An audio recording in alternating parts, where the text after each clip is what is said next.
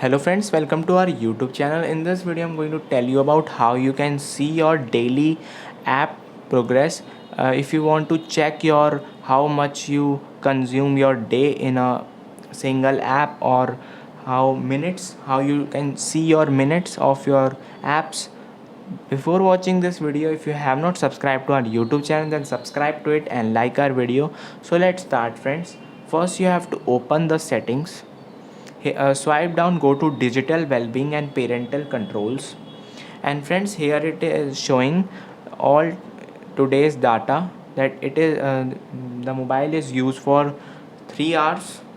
Click on it and friends, you can see the hours which is used by the apps are this, and also you can see the other day like this, yesterday, and you can past days. You can see the data also like this. I hope you like this video. If you like this video, then subscribe to our YouTube channel for more helpful tips and tricks videos. See you next time.